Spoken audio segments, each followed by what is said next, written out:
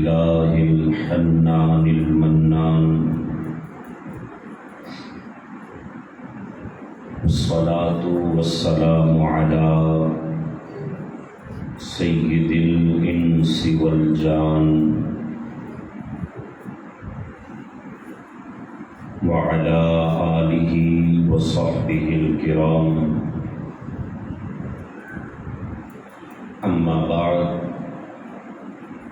فأعوذ بالله من الشيطان الرجيم، بسم الله الرحمن الرحيم، لا يكلف الله نفسا إلا وسعها، صدق الله العظيم. إن الله وملائكته يصلون على النبي، يا أيها الذين آمنوا صلوا عليه وسلموا تسليما. پڑھیے الصلاۃ والسلام علیک یا سیدی یا رسول اللہ وعلی آلک واصحابک یا سیدی یا حبیب اللہ. الصلاۃ والسلام علیک یا سیدی یا نبی اللہ وعلی آلک واصحابک یا سیدی یا محبوب اللہ. اللہم صلی وسلم وبارک علی حبیبک المصطفیٰ وعلی آلہ وسلم. لی خمسۃ اطفی بہا حر الوباء الحاطمہ، المصطفیٰ والمرتضیٰ وابناہما والفاطمہ. حمد و صلاۃ کے بعد قابل صد عزت و احترام معززین سامعین حاضرین کرام، ماہانہ درس قرآن و حدیث بسلسلہ اصلاح عقائد و اعمال بفضلہ تعالی آج ہم اس نشست میں سب شامل ہیں، اور گزشتہ درس سے ایک سنہری عنوان جو کہ ہمارے لیے قرب کا، نظر رحمت کا اور نجات کا ذریعہ ہے، اور وہ عنوان اپنے خالق و مالک کی پسند اور ناپسند کو معلوم کرنا، جاننا، اور پھر اس پر عمل پیرا ہونا. اس عنوان پر ہم اپنے ناقص علم کے مطابق سننے سنانے کی سعادت حاصل کر رہے ہیں. یہ بات طے شدہ ہے، ایک مسلمہ حقیقت ہے کہ اس وقت تک آپ کسی کا قرب حاصل نہیں کر پاتے اور اس کی نظر رحمت میں نہیں آ سکتے جب تک آپ اس کی پسند کا اور ناپسند کا لحاظ نہیں رکھتے. دعویٰ محبت کا ہو اور محبوب کی ناپسندیدہ چیز کو اپنائے ہوئے ہوں تو ایسے کام سے صرف حسرت اور ندامت ہی ہاتھ آئے گی، ایسے دعویٰ کا کوئی فائدہ حاصل نہیں ہوگا۔ بحیثیت انسان، بحیثیت مسلمان، ہمیں اپنے خالق اور مالک کی پسند اور ناپسند کو جاننا، یوں کہہ لیں کہ ہمارے لیے یہ اصل ایمان اور ہمارے لیے تمام اعمال کی ایک بنیاد ہے۔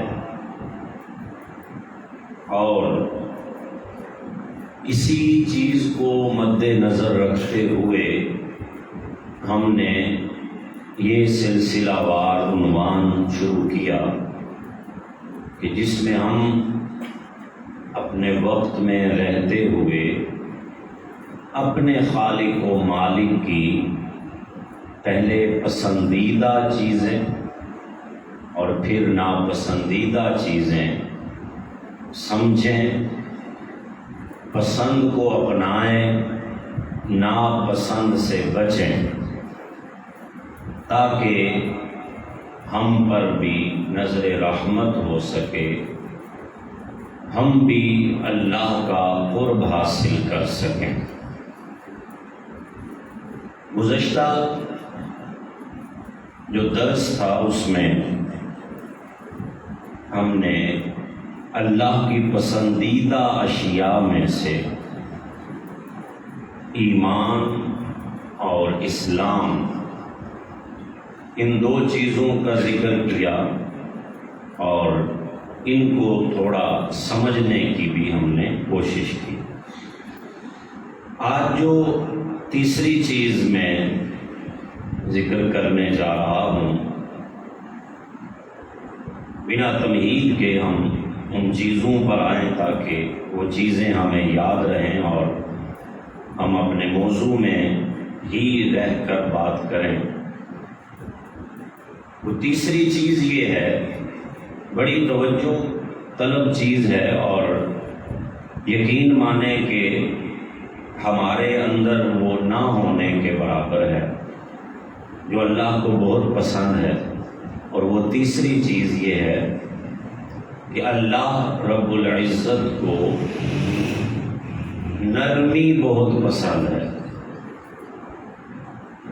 اللہ رب العزت کو دین میں، دنیاوی معاملات میں نرمی بہت پسند ہے۔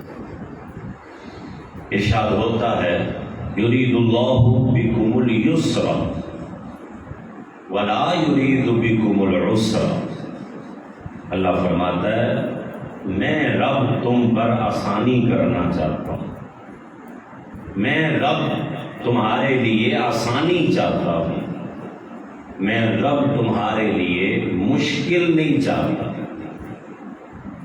تو رب کی چاہت ہے آسانی، دین میں آسانی جو ہے، نرمی جو ہے، یہ اللہ کو بڑی پیاری ہے۔ دوسری جگہ پر اس عنوان پر متعدد آیات ہیں، لیکن ایک ایک عنوان کو اگر ہم اتنی ڈیٹیل میں ڈسکس کریں گے تو وہ پھر ایک درس میں ایک چیز ہی بیان ہو پائے گی۔ اس لیے ایک دو آیات کافی ہیں، ایک بھی کافی ہے، لیکن تبرکاً دوسری بھی پڑھ لیتے ہیں۔ اللہ فرماتا ہے لا یکلف اللہ نفسا الا وسعها۔ اللہ کہتا ہے میں کسی کو بھی اس کی جان سے زیادہ اس کو تکلیف نہیں دیتا۔ اللہ اپنی عظمت اور شان بیان کر رہا ہے کہ میں کسی کو اس کی ہمت سے زیادہ، اس کی جان سے زیادہ میں اسے تکلیف نہیں دیتا۔ اب ذرا غور کریں آپ، اللہ رب العزت نے دینی امور کو اگر ہم لے لیتے ہیں کتنی آسانی ہے،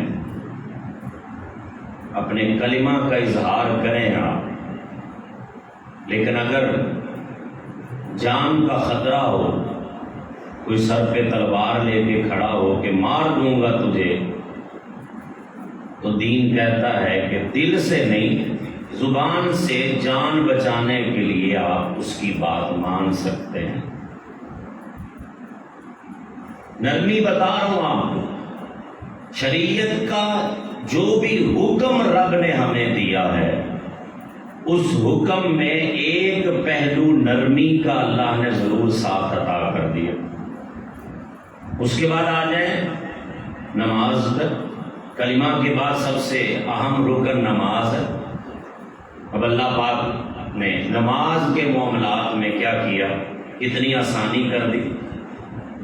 اگر آپ کھڑے ہونے کی استطاعت نہیں رکھتے تو کبھی آپ کو یہ حکم نہیں ہے کہ نہیں تو سب کھلو کے ہی پڑھنی ہے، اب بیٹھ کے پڑھ لیں۔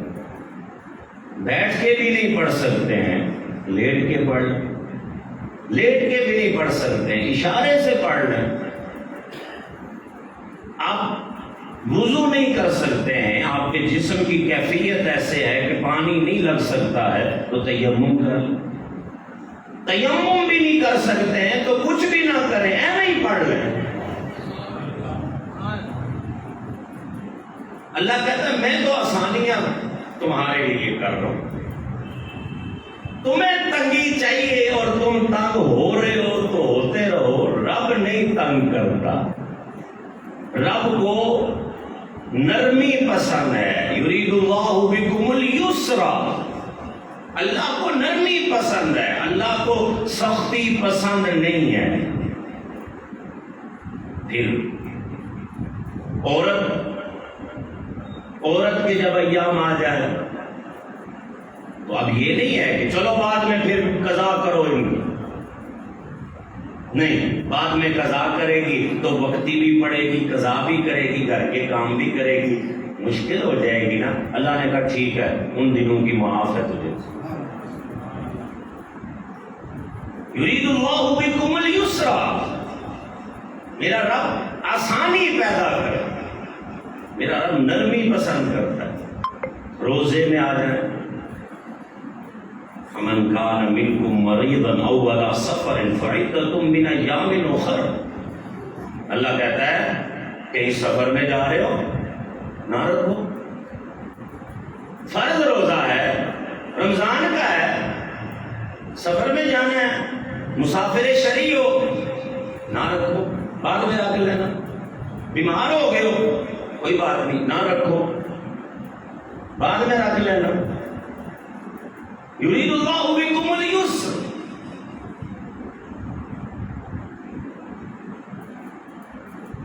یہ رب کا دین ہے، اور یہ دین جب ہم جیسے مولویوں کے ہاتھ میں آیا اور جب یہ مولوی کا دین بنا تو اس میں صرف ہمیں شدت ہی نظر آئی، اس میں صرف ہمیں سختی ہی نظر آئی، اس میں صرف ہمیں فتویٰ ہی نظر آیا۔ لیکن جب یہ دین رب اور رسول کا ہم دیکھتے ہیں تو اس میں ہمیں وہ شدت نظر نہیں آتی ہے، بلکہ وہاں کھڑے ہو کے ایک شخص کہتا ہے حضور مجھے گناہ کی اجازت ہے، تو نبی نے یہ نہیں کہا مار کے تھکے باہر کٹو، نبی نے کہا ادھر میرے پاس آ جائے۔ آج کسی مولوی کو جا کے کہیں آپ کہ حضرت مجھے اجازت دے گناہ کی، پھر دیکھو اگے تھوڑے نال ہوندا کی ہے، کیونکہ یہ وارث ہے نا مصلی رسول کا، یہ ایسے وارث آج کل آ رہے ہیں نا ماشاءاللہ۔ تو نبی نے کہا جو میرے پاس آ، باقی دور دور بیٹھے ہیں، نبی نے اسے اپنے ساتھ بٹھایا اور اتنا قریب کر کے اسے بٹھایا کہ اس کے گھٹنے نبی کے گھٹنے مبارک سے مس ہو رہے تھے۔ وہ جو گناہ کی اجازت لینے آیا تھا، پتہ نہیں کہاں سے لے آئے ہم یہ سختیاں اور کہاں سے یہ چیزیں۔ توجہ کریں، میں نے آپ کو پہلے کہا ہے میں کیوں اس طبقے کا نام کیوں لیا، وہ میرا طبقہ ہے، میں بھی تو مولوی ہوں نا، وہ میں اپنے طبقے کی بات کیوں کر رہا ہوں، کیونکہ ہمارا دعویٰ ہے کہ ہم وارث سے مصلی کے، ہم محراب و منبر کے وارث ہیں، ہم نبی کے وارث ہیں، یہ ہمارا دعویٰ ہے۔ وارث انجدے ہوں دے یا اخلاقی اعتبار سے 0 نمبر ہے ہمارا، اور رسول کے وارث ہیں۔ جو یہودی بیمار ہو جائیں تو ان کے گھر عیادت کرنے چلے جاتے ہیں، اور تم اپنی مسجدوں میں کلمہ پڑھنے والوں کو نہیں گھسنے دیتے ہو۔ یہ وارث ہیں اللہ اور اس کے رسول کے، یہ وارث ہیں محراب و منبر کے۔ نہیں میرے بھائی، یہ نہ کرو ایسا، صرف دعوے سے کچھ نہیں ہوتا ہے، تمہارا عمل بھی بتائے گا کہ تم کہاں ہو اور تم کیا ہو۔ ادھر سے نبی کی سیرت ہم بیان کریں، دشمنوں کے چادریں بچھانے والا، اور جناب یہ عیسائیوں اور یہودیوں کے لیے بھی یہ کرنے والا وہ کرنے والا، یہ اپنے سے گل آئے لوگ فتوے تو تھلے گالی نہیں، ڈنڈے تو تھلے گالی نہیں، یہ دین نہیں ہے۔ یرید اللہ بکم اليسر، یہ دین نہیں ہے میرے بھائی، یہ اور کچھ بھی ہو سکتا ہے، یہ دین نہیں ہے اگر تیرے اندر نرمی نہیں ہے۔ کچھ چیزیں ہیں جہاں ہمیں شدت کرنی ہوتی ہے، وہاں سختی بھی فرض ہے، لیکن ہر ویلے نہیں تیرے منہ کے 12 بجے ہونے چاہیے۔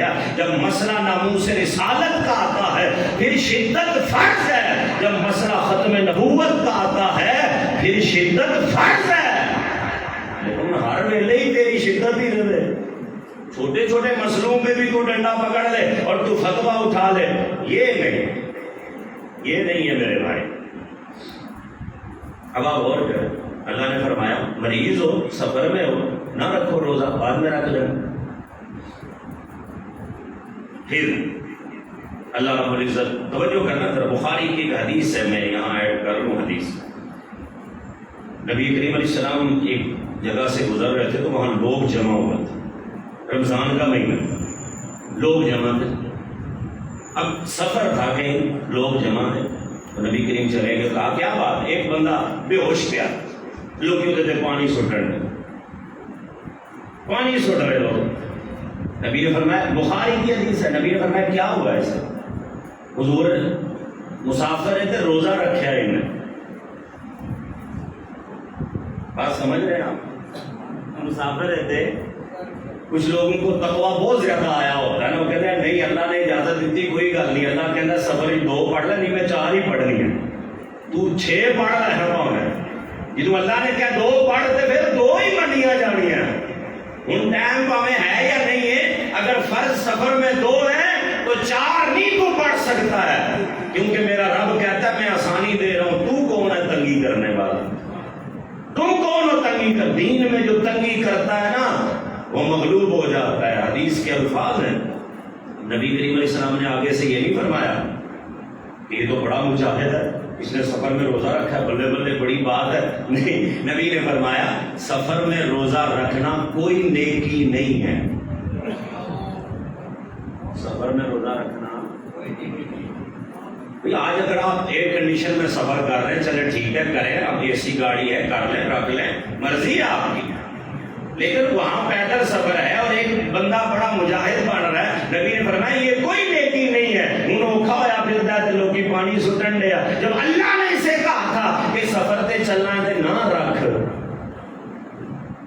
یرید اللہ بکم اليسر، کیوں تنگ کر رہے ہیں، کیوں تنگی ڈال رہے ہیں، خود کو بھی مصیبت میں اور لوگوں کو بھی مصیبت میں ڈال رہے ہیں۔ دین کی شکل ہم نے ایسی لوگوں کے سامنے پیش کر دی ہے کہ پوری دنیا ڈرتی ہے مسلمانوں سے، اس لیے نہیں کہ یہ بہت دیندار ہیں، اس واسطے کہ یہ مار دیں گے، یہ کھا جان گے، یہ کر دیں گے، وہ کر دیں گے۔ خدا کے بندے، ہمارے نبی محمد کا نام سن کے تو دشمنوں کے وہ ان کے سر بھی جھک جایا کرتے تھے اور وہاں پر بھی بہاریں آ جاتی تھی، اور آج ہم ہیں۔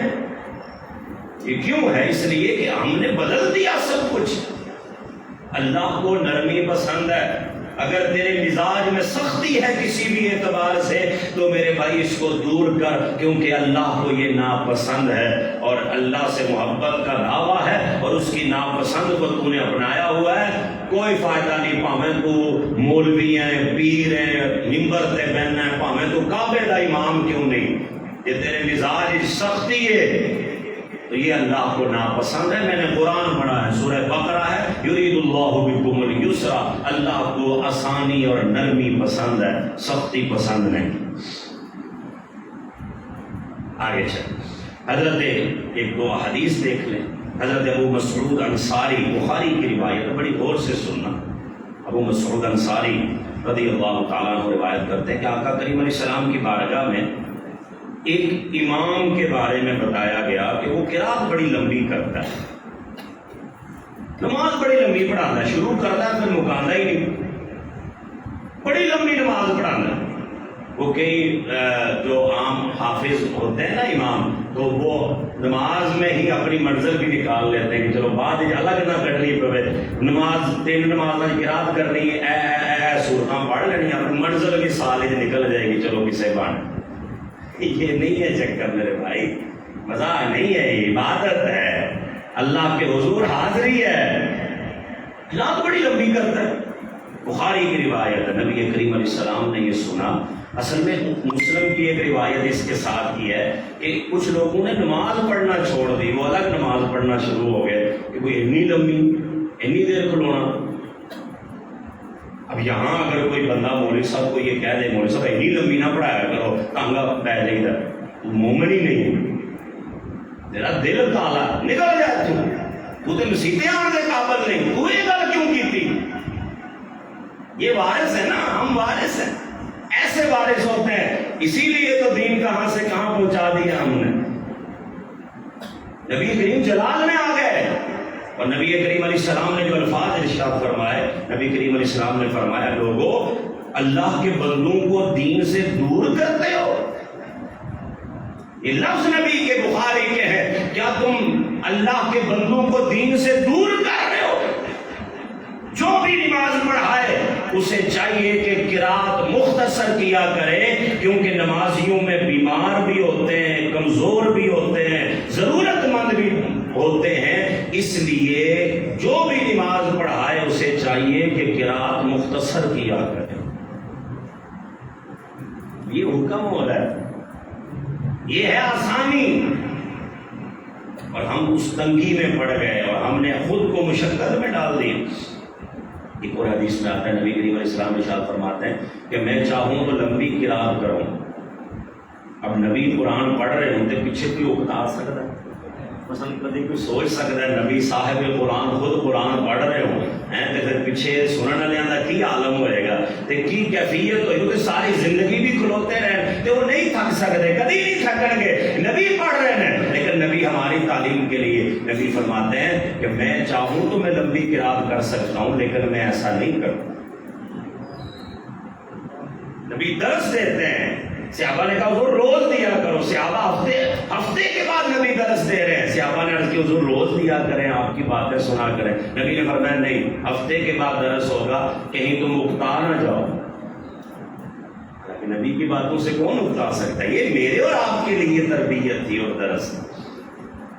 تو میرے بھائی دین تھوڑا سمجھیں اس چیز کو کہ اللہ کو پسند کیا ہے اور میرے نبی کو کیا پسند ہے، وہ بھی آپ کے سامنے آ گئے. حضرت معاذ کو نبی کریم علیہ السلام نے یمن کی طرف بھیجنے لگے نا، جب گورنر بنا کے، بڑا مشہور ہے یہ، عام کتابوں میں بھی بار بار یہ بات آتی ہے. تو نبی کریم علیہ السلام نے انہیں جو آخری نصیحت کی، نبی کریم علیہ السلام نے انہیں یہ نصیحت کی کہ جا کے نا وہاں جا کے تو تنگیاں نہ پیدا کرنا، آسانیاں پیدا کرنا. مت اتنے جا کے تو جناب کپڑے دے پاؤ، اینج کرو، اینج کرو، اینج کرو.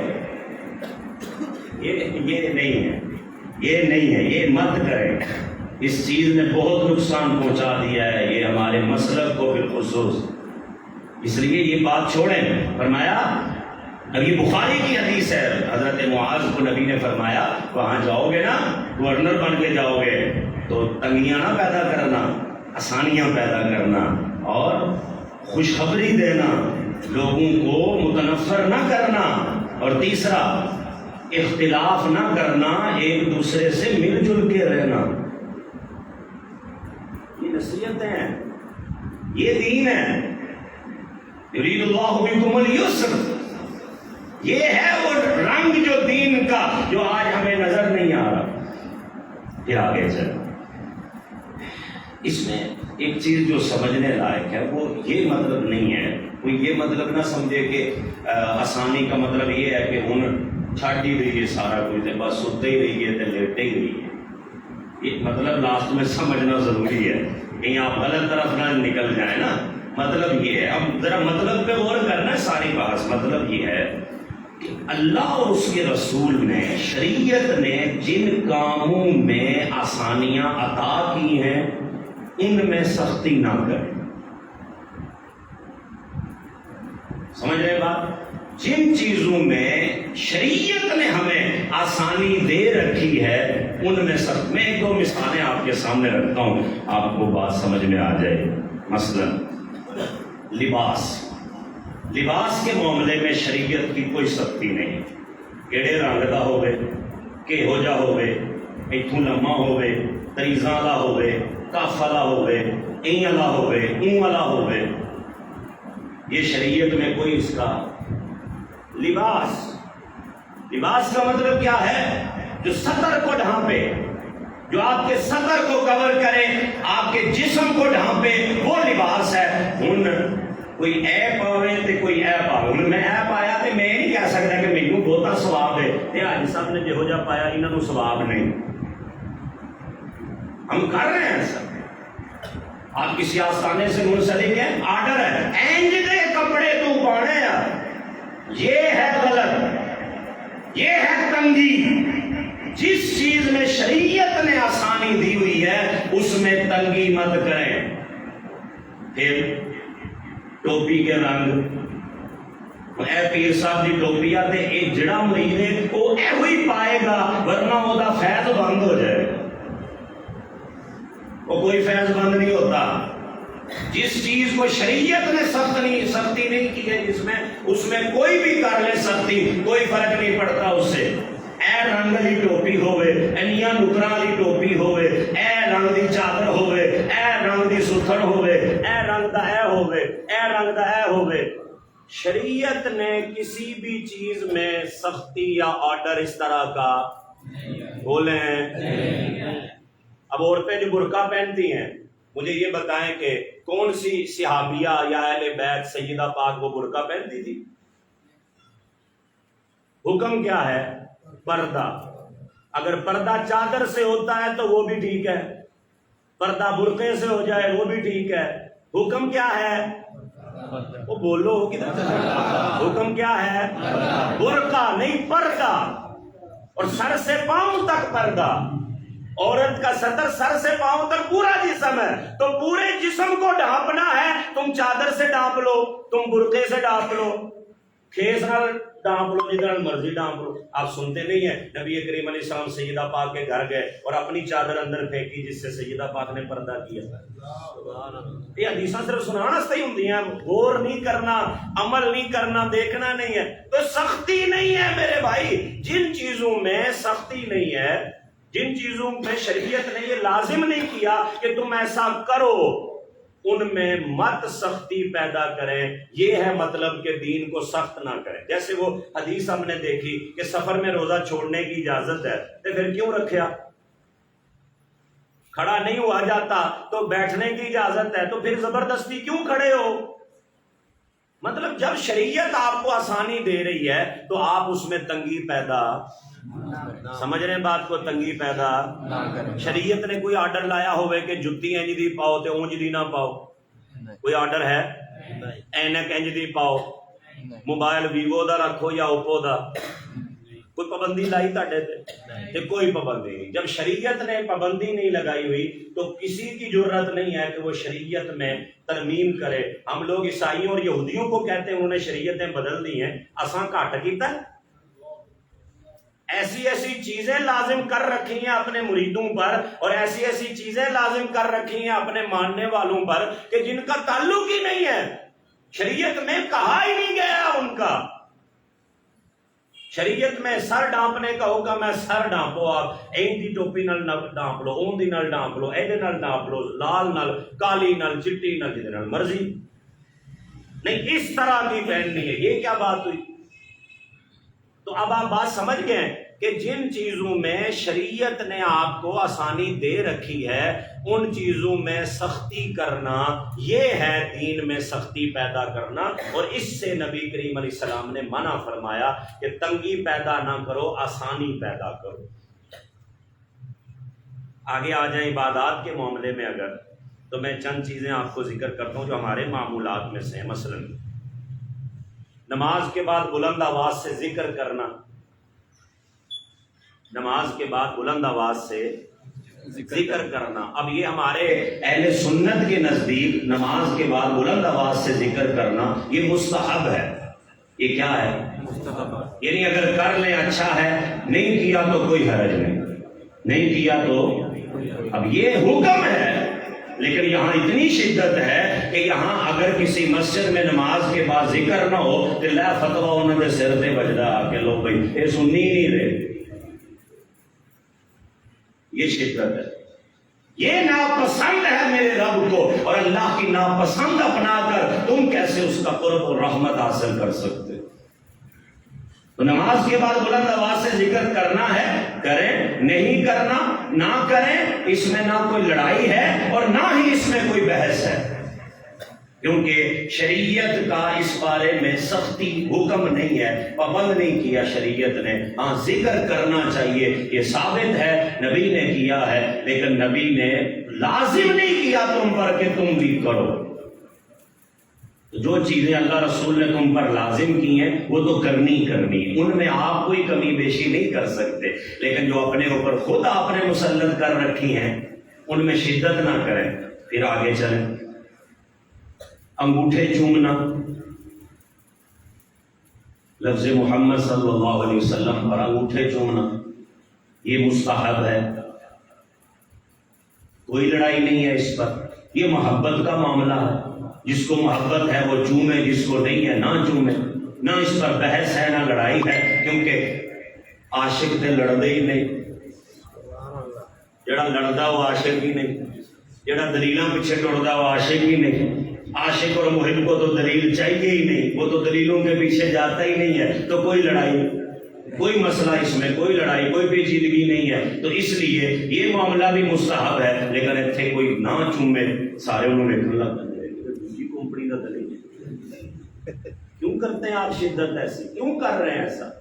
یہ ناپسند ہے میرے رب، یہ محبت کے معاملات ہیں۔ اور میں آپ کو ایک طریق چیز بتاؤں، آپ میڈیا دیکھتے ہیں، آپ نے کورونا میں وہ ترکش ڈرامے وغیرہ بھی کنہیں نہیں دیکھا ہونا، وہاں وہ انگوٹھا نہیں چومتے ہیں، تو کیا کریں گے ہم؟ وہ نام محمد پہ یہاں سینے پہ ہاتھ رکھتے ہیں، آپ نام محمد پہ انگوٹھا چومتے ہو، ان او سے ہی ہے یا اسی سے ہی ہے؟ تو کیوں اس بحث میں پڑھتے ہو آپ؟ وہ بھی محبت کا اظہار ہے کہ دل پہ ہاتھ رکھ لو، اور یہ بھی محبت کا اظہار ہے کہ چوم کے آنکھوں سے لگا لو، اور جنہوں نہیں محبت ہو نہ کرے، جنہوں ہے وہ کرے۔ بحث کیڑی، لڑائی کیڑی؟ شدت نہیں ہے اس مسئلے میں، شدت ہے۔ اب آپ سمجھ رہے ہیں بات؟ اسی طرح 11ویں منانا، ختم کی محفل، میلاد منانا، جلوس نکالنا، یہ سب مستحب چیزیں ہیں، یہ سب مستحب چیزیں ہیں۔ یہ اہل سنت کا مسئلہ آپ کو میں بتا رہا ہوں، یہ سب مستحب عمل ہے۔ اگر کوئی کرے گا ثواب ہے، اچھا کیا ہے، نہیں کرے گا کوئی بات نہیں، نہ کرے، اس کا اپنا نظریہ ہے، لیکن اس میں شدت نہیں ہے کہ جیڑا باہر نہیں نکلیا پھڑ لو، جنہیں ہے نہیں کیتا پھڑ لو۔ یہ میرے رب کو ناپسند ہے۔ یہ ہیں وہ سختیاں جو بلا وجہ ہم نے اپنے اوپر مسلط کر رکھی ہیں۔ یہ تو میں ایک عمومی باتیں کر رہا ہوں، اور علمی دنیا کی باتیں اگر میں کروں وہ تاڑے تو بھی اتوں لنگ جانی ہے، نہ انہوں کا فائدہ بھی کوئی نہیں۔ علمی دنیا میں کتنی بربادی ہے اس چیز کو لے کر، وہ آپ سوچ بھی نہیں سکتے کہ کتنی شدت، کتنا حسد اور بغض ہے ایک دوسرے کا اس جہان میں، علمی دنیا میں۔ تو اس کو چھوڑیں آپ۔ بہرحال وہ مسائل کے جن میں شریعت نے آپ کو آرڈر نہیں دیا ہے، ان مسائل کو اپنے اوپر مسلط کر کے خود مشقت میں مت پڑیں۔ اللہ نے تمہارے لیے جہاں آسانی رکھی ہے وہاں اس آسانی سے فائدہ اٹھائیں، اور جہاں پر سخت حکم ہے وہاں وہ عمل کریں، یہی میرے رب کو پسند ہے۔ نبی کریم علیہ الصلوۃ والتسلیم ارشاد فرماتے ہیں کہ اللہ رب العزت نرمی کو اور نرمی کرنے والے کو پسند فرماتا۔ اب یہ مسلم کی حدیث ہے، میں بات صرف پسند کی ہو رہی ہے، اللہ کی پسند، ٹھیک ہے نا، پسند کرتا ہے۔ اور اگلے لفظ سنیں، اللہ نرمی سے جو عطا کرتا ہے وہ کبھی بھی سختی سے عطا نہیں کرتا۔ جو عطائیں نرمی سے ہوتی ہیں نا وہ سخت طبیعت والے کو عطا نہیں ہوتی ہے۔ اور پھر صاف فرمایا بلکہ یہ آگے لفظ نبی کے، بلکہ اللہ عطا ہی نرمی والے کو کرتا ہے، عطا ہی نرمی والے کو ہوتا ہے۔ اس لیے اپنی طبیعتوں میں نرمی لائیں۔ نرمی میرے رب کو بڑی پسند ہے اور سختی میرے رب کو ناپسند ہے، چاہے وہ دنیاوی معاملات ہیں چاہے دینی معاملات ہیں۔ ابھی ہم معاشرتی مسائل پر پیچھے دروس کافی کر کے آئے ہیں، اس میں آپ کو بتاتا رہا ہوں کہ کتنی رسمیں ہیں جو بلا وجہ سر چپا لی ہیں کہ آج اسی مردے پہ آج بیاہ لیٹ ہو گئے نے، جہیز کی رسمیں ہیں، پتہ نہیں کیا کیا چیزیں ہم نے اپنے سر ڈالی ہوئی ہیں۔ یہ بلا وجہ کی سختیاں ہیں جو آپ نے اپنے اوپر ڈالی ہوئی ہیں۔ شادی کے لیے میرے رب کو پسند کیا ہے؟ وہ دیکھ گھر آ کے نکاح پڑھو تاکہ تمہیں ٹینٹ سروس کا خرچہ بھی نہ پوے۔ میرا رب نہیں چاہتا کہ میرا بندہ مصیبت میں پڑے، میرا بندہ مفروض ہو جائے۔ مسجد میں آ کے نکاح کرنا سنت ہے، سنت کا مطلب یہ ہوتا ہے جو اللہ کو پسند ہو۔ تو یہ بلا وجہ کی چیزیں جو ہم نے اپنے اوپر ڈالی۔ 5-7 منٹ ہیں، 10 منٹ، اگلی چیز تھوڑا سا دیکھ لیں۔ اگلی چیز جو میرے رب کو پسند ہے وہ بھی بڑی سمجھنے لائق ہے، کوشش کرتے ہیں جلدی سے پورا کریں۔ ارشاد فرماتا ہے اللہ ان اللہ یحب التوابین،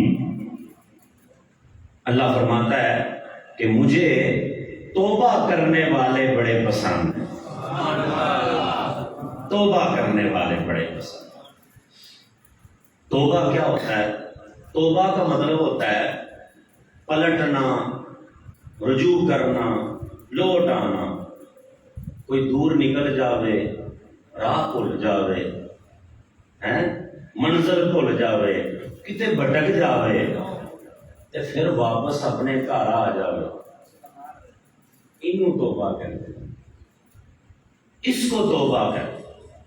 وہ جو راستہ بھٹک گیا، وہ جو دور نکل گیا اور پھر کہیں راستے سے خیال آیا اور وہ پلٹ کے واپس اپنی اصل کی طرف آ گیا، یہ توبہ کا مطلب ہے رجوع، پلٹ آنا، واپس آ جانا، جدھر سے چلے تھے ادھر ہی واپس پلٹ کے آ جانا، یہ توبہ ہے۔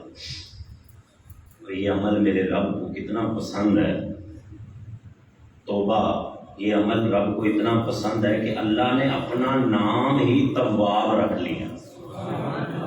اللہ کے نام وہ ہیں جو اللہ نے خود رکھے، یہ اصول یاد رکھیں آپ، اللہ کا نام ہم نہیں کوئی رکھ سکتے۔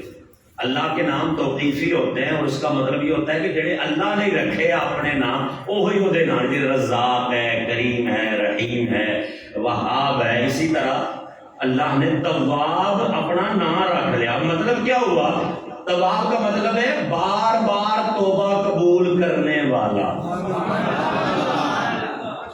اب یہ صیغہ ایسا ہے کہ صرفی نحوی باز ہے، اس کا مطلب ہے بار بار توبہ قبول کرنے والا۔ مطلب اللہ کو پسند ہے کہ ہم توبہ کریں اور اسے یہ بھی پسند ہے کہ وہ ہماری توبہ کو قبول کرتا ہے۔ یہ عمل اتنا اللہ کو پسند ہے۔ اب ذرا غور کیجیے گا، اللہ رب العزت ارشاد فرماتا ہے یا ایھا الذین آمنوا توبوا الی اللہ توبۃ نصوحا، سچی توبہ کرنی ہے ایمان والوں، تم نے سچی توبہ کرنی ہے، پکی توبہ کرنی ہے۔ اور پھر کیا ہوگا؟ عسیٰ ربکم ان یکفر عنکم سیئاتکم، اور پھر کیا ہونا ہے؟ پھر سچی توبہ کرو گے نا تو امید ہے کہ تمہارے سارے گناہ مٹا دیے جائیں گے۔ وَيُدْخِلْكُمْ جَنَّاتٍ تَجْرِي مِن تَحْتِهَا الْأَنْهَارُ، اور صرف گناہ نہیں مٹا دیے جائیں گے، اس توبہ کی وجہ سے ہی گناہ مٹا کر تمہیں ایسی جنت میں لے جاؤں گا جہاں نہریں جاری۔ یہ یوں سمجھ لیں آپ کہ میں توبہ کے فضائل یا اس پر وہ آیات اور احادیث نہیں بیان کرنا چاہ رہا، میں صرف آپ کو ایک چیز سمجھانا چاہ رہا ہوں جو اہم ہے اس میں۔ اور نبی کریم علیہ الصلوۃ والتسلیم کا معمول کیا ہے؟ بخاری کی روایت ہے، نبی کریم ارشاد فرماتے ہیں اللہ کی قسم میں روزانہ 70 سے زائد مرتبہ توبہ و استغفار کرتا ہوں۔ بخاری کی روایت 70 سے زائد مرتبہ۔ ایک چیز اور یہاں سمجھ میں آ گئی ہمیں کہ لازمی نہیں ہے کہ جڑا گناہ کرے وہی توبہ کرے، سمجھے بات؟ لازمی نہیں ہے کہ جو گناہ کرے وہی توبہ کرے، کیونکہ نبی تو گناہوں سے معصوم ہے، نبی کے بارے میں گناہ کا تصور بھی گناہ ہے، نبی تو گناہ سے پاک ہے۔ پھر نبی 70 مرتبہ توبہ کر رہا ہے، مطلب یہ بتانا ہے تو نیک ہے پھر بھی توبہ کیا کر، تو گناہگار ہے پھر بھی توبہ کیا کر۔ لازمی نہیں ہے کہ توبہ کرنا گناہگاراں کا ہی کام ہے، یا کوئی توبہ کر رہا ہوئے تو آکھو بھئی انہیں کوئی گناہ کیتا ہونا تو توبہ کرن دے۔ تجزیہ نگار تے اسی بد ہوا نا، پوری دنیا سب تو زیادہ تجزیہ نگار پاکستان میں، ہر چینل تے انے واہ بیٹھے آ ویلے دے کم میں۔ تجزیے دا مطلب کی ہوندا ہے؟ تانوں میں پنجابی جی دا مطلب دساں، تجزیہ بڑا انج لفظ کڈ لیا انہاں نے۔ تجزیے دا مطلب ہے تکا مارنا۔ تجزیے دا مطلب کی آ؟ جی میں غلط آ رہا تسی مینوں لکھ کے بھیج دیو، میں کوئی غلط۔ تجزیے دا مطلب کی آ؟ اے کام ہو رہا ہے، میڈیا ٹی وی چل رہے، لوگ بیٹھے یا سنن لیا فلاں تجزیہ کی تجزیہ تکا ماریا۔ اچھا یہ ہو رہا ہے نا تو پھر ہو سکتا ہے ایسے ہو جائے، یہ ہو رہا ہے نا تو پھر ہو سکتا ہے یہ تکا ہی تو ہے، جہاں بج گیا جہاں نہ بجا، یہ تکے تے اسی تکیاں والی قوم ہاں، اسی ویکھدے بھی تکے ہی ہاں تے مار دے بھی تکے ہی ہاں۔ کوئی توبہ کر رہا ہے فوراً ساڈا ذہن جاندا ہے انہیں کوئی گناہ کیتا ہونا تاں یہ توبہ کرن دے۔ وہ میرے بھائی خدا کے لیے ایسی سوچ نہ رکھیں، نبی فرماتے ہیں میں 70 مرتبہ سے زائد روز توبہ کرتا ہوں۔ تو توبہ جو ہے وہ گناہگار ہو تو یہ نہیں ہے کہ وہ کرے، ہر شخص کو توبہ کرنی چاہیے۔ نبی کریم علیہ السلام ارشاد فرماتے ہیں کہ یہ توبہ اللہ اس وقت تک قبول کرتا ہے جب تک سانس حلق تک نہ آ جائے۔ موت کا وقت جب آخری ہچکی بندہ لیتا ہے اس وقت تک بھی اللہ جو ہے وہ بندے کی توبہ قبول کرتا ہے۔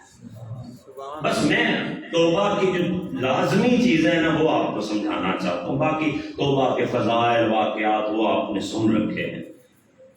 ضرور توبہ ہوگی کیسے؟ توبہ بڑی چنگی چیز ہے، توبہ نال بخشش ہو جائے گی، اور توبہ ہوئے گی کیویں؟ جویں اساں کرتے ہیں تسبیح پڑھ لی ایک توبہ توبہ توبہ توبہ توبہ یا اللہ توبہ یا اللہ استغفر اللہ استغفر اللہ استغفر، مطمئن ہو گئے ہم لگ ساڈی توبہ ہو گئی۔ یہ توبہ انجی ایک بندہ بیٹھا لگا سی استغفر اللہ استغفر اللہ استغفر اللہ استغفر اللہ، تسبیح دے تسبیح تسبیح دے تسبیح، مولا علی کولوں گزرے، مولا علی کو پھڑ کے لائے اور کہتے کی کر رہے ہیں؟ یہ توبہ کر رہے ہیں۔ اور میں توبۃ الکذابین، میں یہ جھوٹے لوگوں کی توبہ ہے۔ استغفر اللہ تسبیح کرے، باہر لوگوں کا حق مار کے مسیطے بیٹھ کے استغفر اللہ استغفر اللہ، باہر ملاوٹ کر کے 2 نمبری کر کے مسیطے روز دیا 2 تسبیحاں استغفر اللہ استغفر اللہ۔ اور میں توبۃ الکذابین ہے، توبہ نہیں، یہ جھوٹ ہے، ڈرامہ کر رہے ہو، یہ کیا بات ہے؟ تسبیح پہ تسبیح استغفر اللہ استغفر اللہ، یہ کیا ہے؟ تو توبہ ہوگی کیسے پھر؟ وہ میں آپ کو سمجھانا چاہتا ہوں۔ پہلی چیز توجہ، بڑی توجہ رکھنی ہے۔ پہلی چیز اعتراف جرم۔ پہلی چیز کیا ہے؟ جی ہاں، اعتراف جرم بولیں، پہلی چیز کیا ہے؟ اس کے بغیر وہ توبۃ الکذابین ہے۔ مولا کہہ گئے، میں نہیں کہہ رہا ہوں۔ پہلا کیا ہے؟ بولیں، اعتراف جرم، منو کہ میں غلطی کی ہے۔ آج کیڑا نہیں کرنے غلطیاں؟ میں آپ کو نہیں کہہ رہا ہوں، آپ تو 40 میں سے 1 ہو سکتے ہیں جو ولی ہوں نہ کرتے ہوں غلطی، میں اپنی بات کر رہا ہوں. ہم اللہ سے توبہ کرنے پر تیار ہیں لیکن اعتراف جرم نہیں کر رہے. ہم ماننے کو تیار نہیں ہیں کہ ہم غلط ہیں. تسبیح پڑھنے کو تیار ہیں استغفر اللہ استغفر اللہ، لیکن ماننے کو تیار نہیں ہے. اور میرے بھائی معافی تب ہوتی ہے جب پہلے اعتراف جرم ہوتا ہے، پہلے اقرار جرم ہوتا ہے، تب معافی ہوتی ہے. جب اقرار ہی نہیں ہے، آپ کو تسلیم ہی نہیں ہے کہ آپ نے جرم کیا ہے، تو توبہ کیڑی گل تھی؟ کوئی بات سمجھ رہے ہیں؟ میری ذہن میں آ رہا ہے، آپ سمجھ رہے ہیں؟ بولے ذرا، سمجھ رہے ہیں نا بات کو؟ تو پہلا جو سٹیپ، اس کے بغیر توبہ شروع ہی نہیں ہوتی ہے. پہلا سٹیپ ہے اعتراف جرم. تسلیم کریں کہ میں نے یہ کیا ہے. آج بھی تسلیم کرتا ہے؟ کون ہے پاکستان میں جو ملاوٹ نہیں کر رہا؟ کون ہے جو دو نمبری نہیں کر رہا؟ ایک ریڑی والے سے لے کے بڑے مال میں بیٹھا ہوا شخص، ہر بندہ دو نمبر چیز بیچ رہا ہے. کوئی مانتا ہے اس بات کو؟ جا کے پوچھیں اس سے، اس کو کہیں یار یہ شاید، اور نہ جی اسی کبھی دو نمبر شاید نہیں بیچی. میں جتنے دکانداروں کے پاس جو بھی لینے گیا ہوں، مجھے یہی سننے کو ملا اسی کبھی دو نمبر شاید نہیں بیچی. میں کہ میرے تو ایک نمبر کبھی نہیں لگ رہی. کوئی کپڑا ایک نمبر لگ گیا ہوئے کبھی، کوئی شاید کھان تو لے کے پان علی لان علی کوئی شاید تمہیں ایک نمبر جتوں تمہیں لگتی مینوں بھی دس دو، اللہ کا نام جے میں بھی اتوں لے لیا گا. کوئی مانتا ہے؟ ہر بندہ کہہ رہا ہے میں ملاوٹ نہیں کر رہا، میں دودھ جو ہے پانی پا کے دودھ دوں گا، کیمیکل پا کے مسیتے آ کے نماز پڑھ رہا ہوں تے استغفر اللہ کر رہا ہوں. انہوں پوچھو پانی پائے پڑھنے کی نہیں، مجھے ہی ایسا دے دیا. مجھ نے بات چھڑی ساری گل، مجھ نے نہیں حساب دینا بھراوا، تو دینا. جب اعتراف جرم ہی نہیں ہے میرے بھائی، تو یہ توبہ سٹارٹ ہی نہیں ہوئی ہے. یہ بات یاد رکھیں آپ، توبہ شروع ہی نہیں ہوئی ہے. اعتراف جرم کریں، پہلے اقرار کریں اس بات کا کہ میں نے یہ غلطی کی ہے، پھر اگلی بات شروع ہوتی ہے. پھر آگے دوسرا سٹیپ، ہر گناہ کی توبہ ایک طرح نہیں ہوتی. ہر گناہوں کی بہت ساری قسمیں ہیں، صورتیں ہیں گناہوں کے یوں کہہ لو بڑے بڑے سٹائل ہیں. جڑے سٹائل کا گناہ ہے اسے سٹائل کی توبہ پھر چاہیے. یہ نہیں کہ ہر گناہ واسطے شبرات میں بیٹھ کے 4 تسبیحاں استغفر اللہ. نہیں توجہ کریں ذرا.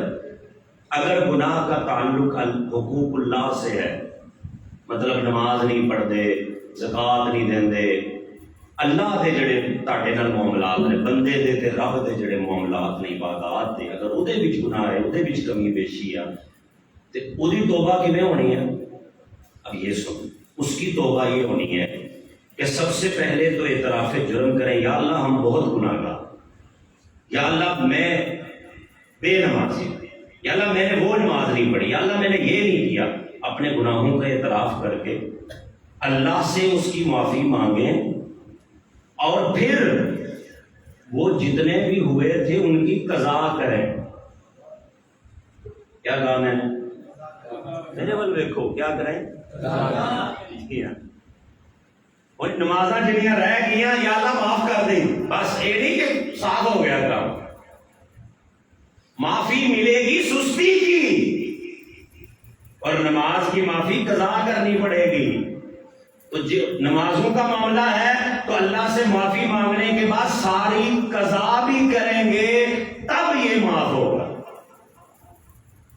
اسی لیے مولا علی نے اس کو کہا تھا کھلو جا تسبیح لیا، یہ توبۃ القذابین ہے. یہ تو نمازاں نہیں پڑھیاں تھے، توبہ توبہ توبہ توبہ، یہ کیا ہے؟ جی اسی تے بڑے گناہگار ہاں، اسی تے اس قابل ہی نہیں کہ مسیتے جائیے. لوگ بہانے دیکھو، گلاں دیکھو ساڑیاں، اسی تے ماڑے جے بندے، اسی تے قابل ہی نہیں مسیتے جان دے. واہ ماشاءاللہ، یہ بہانے نکل جائیں گے جب اسرائیل نظر آئے گا نا، یا لتاں جو جدوں نکلنی شروع ہوئے گی، یہ سب سامنے آ جائے گا. تو میرے بھائی، اللہ سے معافی کے بعد قضا کرنی ہے، یہ اس سٹیپ کی توبہ ہے جو حقوق اللہ. دوسری چیز حقوق العباد، وہ معاملات ہیں جو حقوق اللہ بھی ہیں، حقوق العباد بھی ہیں. مطلب جھوٹ، غیبت، چغلی، یہ چیزیں حقوق اللہ میں بھی آتی ہیں، حقوق العباد میں بھی، کیونکہ اللہ نے تمہیں جھوٹ سے منع کیا، تو اگر جھوٹ بولو گے تو اللہ کی بھی نافرمانی کی، اور جس کے بارے میں جھوٹ بولا اس کا بھی حق مارا۔ چغلی سے اللہ نے منع کیا، اللہ کی بھی نافرمانی، اور جس کی چغلی کی اس کا بھی تم نے گناہ کیا۔ تو یہ حقوق اللہ بھی ہے، حقوق العباد بھی ہے۔ اس کی معافی کیسے ہوگی؟ پہلے اللہ سے معافی مانگے، پھر اس بندے کو لو مانگے، پھر کی کریں؟ نہیں بولنا نہیں ہے، دھوکا ہو گیا کم لگنا زیادہ۔ پہلے اللہ سے مانگے، پھر جس کے بارے میں جھوٹ بولا ہے جا کے اس سے معافی مانگے، جس کی غیبت کی ہے، چغلی کی ہے، اس سے جا کے معافی مانگے، پھر معاف ہونا ہے، پھر توبہ ہے۔ ورنہ ساری زندگی شراتیں جاگتے رہو، 70 حج کر رہو کعبے کے، اس وقت تک تمہارا یہ گناہ نہیں معاف ہونا جب تک وہ بندہ نہیں معاف کرے گا جس کے بارے میں تم نے جھوٹ بولا۔ توبہ کی فضیلت بڑی ہے، لیکن سکھو تو سی ہونی کی میں ہے۔ مومن بڑا عظیم ہے، مومن جنت میں جائے گا، لیکن پوچھ لو نا مومن بڑھتا کی میں ہے، وہ نہیں پتا، وہ نہیں کرنا، لیکن مومن جنتی ہے۔ وہ بات ہی کر لے کہ مومن جنت جائے گا، لیکن مومن بنے گا کہ نہیں؟ مومن کہتے کنوں ہیں؟ تیسری چیز، اگر بندوں کے ساتھ مالی معاملہ ہے، بندوں کے ساتھ، تو پھر وہ مال بھی واپس کرو۔ جنہوں ملاوٹ والا دودھ دیتا ہے انہوں دے پیسے واپس کرو۔ جنہوں سبزی چ آلو خراب دیتا ہے انہوں جا کے وہ آلو دے پیسے واپس کرو۔ جنہوں کپڑا خراب دیتا ہے انہوں جا کے وہ دے پیسے واپس کرو۔ 1000 چوں ایک بندہ جنت جائے گا۔ میں نے کیا کہا؟ جی ہاں، 1000 میں سے ایک بندہ۔ یہ جو ہم اس خوش فہمی میں بیٹھے نا کہ اسی سارے سنی جنت چلے جاؤں گے، ایک گندے مندے جنت نہیں جاندے۔ مسجد میں آنے کے لیے پاک ہونا ضروری ہے، تو جنت جانے واسطے جیدہ مرضی چیدہ میدہ بڑھ جاوے گا، وہاں جانے کا کوئی معیار نہیں ہے۔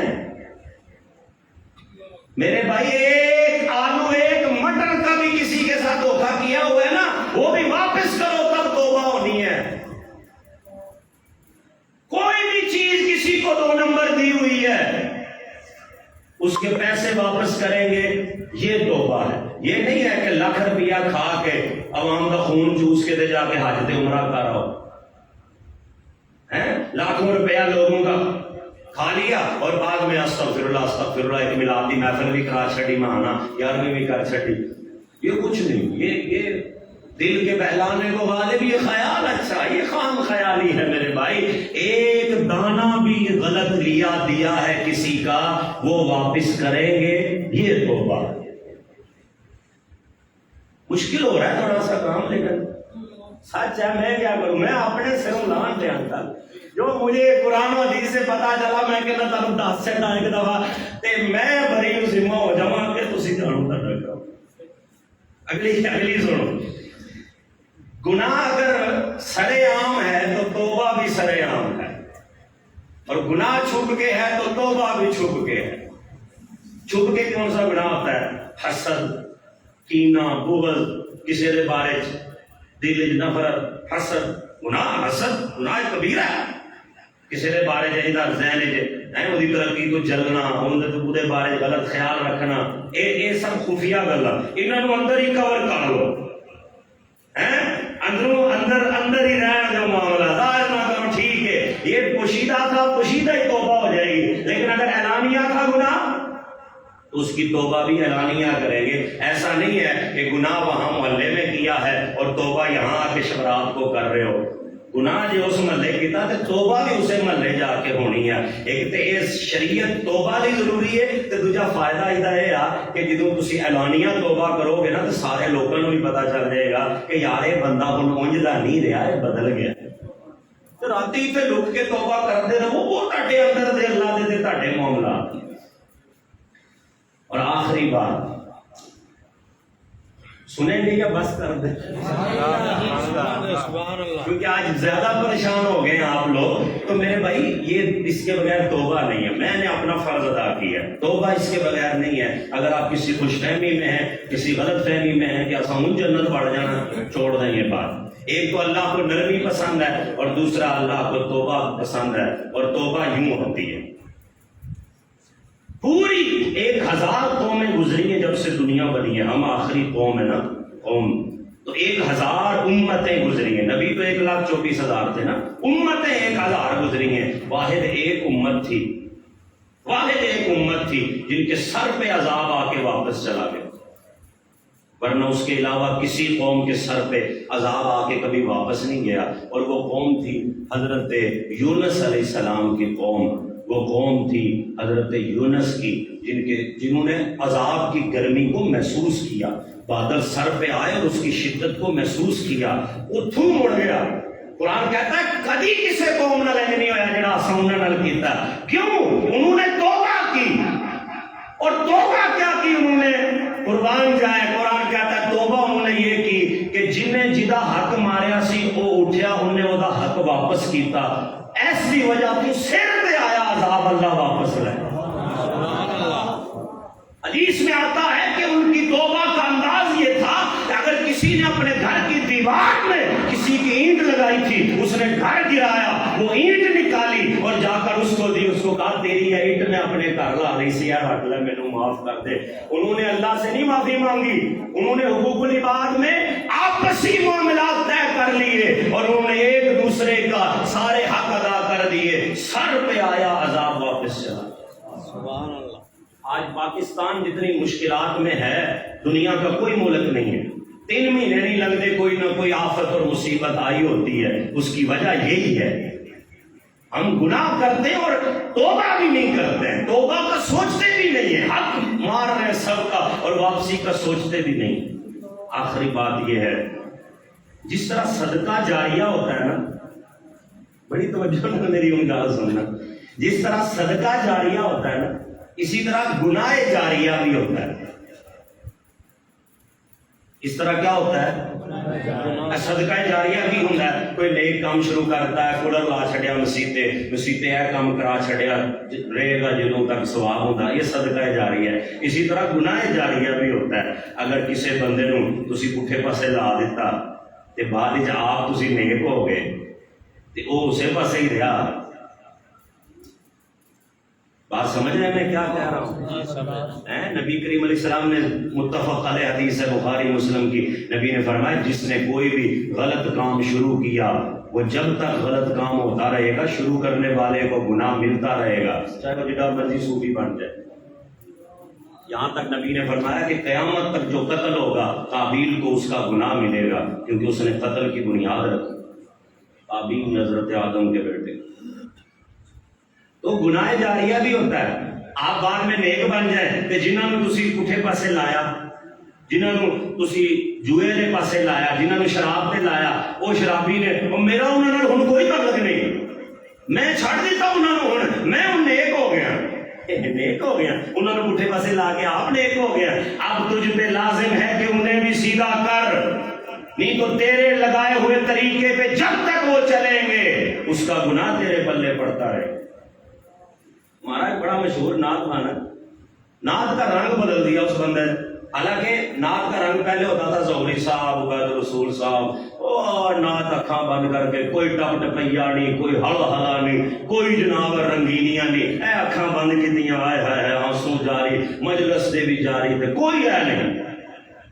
میں نام لینے کا قائل نہیں. ایک بندہ آیا، انہیں آ کے جناب پڑھ لو پیچھے جناب دف تے اے ذکر تے اے جناب رنگینیاں تے بیبیاں دے کپڑے تے اے انہیں جناب نعت دے سسٹم دا بیڑا غرق کر چھڑے. پھر کی ہویا؟ بعد وچ توبہ کر لی، بعد وچ انہاں حساب ہو گیا. اب ہن دوبارہ کون جی پڑھن لگ پیا، لیکن اس بندے نے نعت کی دنیا میں جتنے لوگوں کو اس پاسے لگایا انہوں کا حساب کنے دینا. میں نہیں کہہ رہا ہوں، نبی کی حدیث ہے، مجھ پہ بات نہ کرنا. نبی نے کہا تھا اگر غلط کام کا آغاز کرو گے جب تک وہ ہوگا تمہیں گناہ ہوگا. نعت کی روحانیت کو ختم کر دیا گیا، بیبیاں نے کپڑے نعت خانوں کو آ چھٹے. آپ ہن دوبارہ نیک ہو گئے تو وہ ساری نعت خانوں اس پاسے لا چھٹے. یہ توبہ نہیں. توبہ یہ ہے کہ اب انہیں بھی جو گناہ جاریہ ہوا ہے تجھ سے اس کو بھی روکو اور ان کو منع کرو اس کو، ورنہ یہ ڈرامے بند کریں گے. یہ ڈرامہ ہے سارے کا سارا، ارے میں نیک ہو گیا ہوں، انہوں نے میرا تعلق نہیں، یہ نہیں چلے گا، یہ گناہ جاریہ ہے. تو یہ اللہ کو توبہ بڑی پسند ہے، اور وہ تب جب اس رنگ میں کی جائے. اور باقی جو صرف تسبیح گمانا ہے وہ کوئی توبہ نہیں ہے، وہ ایک اللہ کا ذکر ہے، اس کا آپ کو الگ ثواب ملے گا. لیکن استغفار کی تسبیح پڑھ کے آپ کہیں کہ میرے کیتے معاف ہو گئے، یہ کیتے انہوں ہی معاف ہونے ہیں جویں کیتے ہیں، وہ میں نے آپ کو طریقہ کار بتا دیا. اللہ پاک ہمیں عمل کی سمجھ